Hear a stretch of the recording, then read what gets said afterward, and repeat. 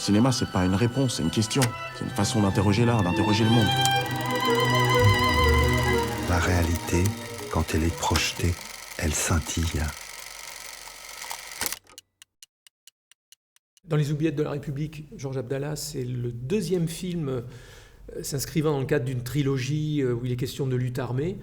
On a réalisé un premier film avec ma productrice Annie Gonzalez qui s'appelle Guérilla des FARC, l'avenir a une histoire. Ensuite, ce film sur l'affaire Georges Abdallah, parce que c'est une affaire.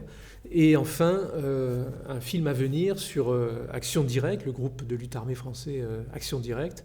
Dans Les Oubliettes de la République, Georges Abdallah, sur l'histoire d'un prisonnier qui a subi, à qui on a infligé une durée d'incarcération totalement hors norme en France, même en Europe, qui s'appelle Georges Abdallah.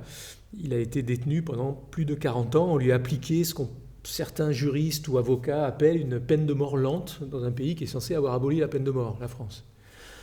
Donc c'est un film qui documente une injustice subie par un militant politique communiste libanais engagé dans les luttes auprès des Palestiniens et qui a participé à un groupe de lutte armée en France dans les années 80, mais qui n'a jamais commis d'action à caractère terroriste. C'est une histoire d'injustice commise à l'égard de quelqu'un étiqueté à tort terroriste, mais qui pour autant avait participé à un groupe de lutte armée de résistance contre l'invasion de son pays, le Liban, par une puissance étrangère, Israël, avec l'appui des États-Unis.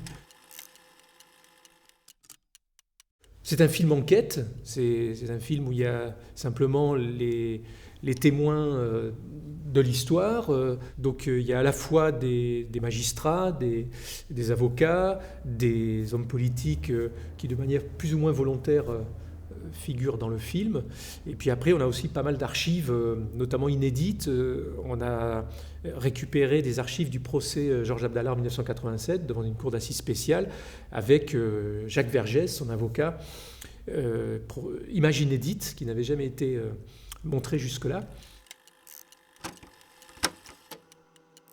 La dernière chose, c'est aussi d'avoir documenté tout le mouvement à la prison de Lannemezan où était détenu Abdallah. Il y a eu des manifestations tous les ans, il y a eu un comité de soutien qui est devenu de plus en plus important.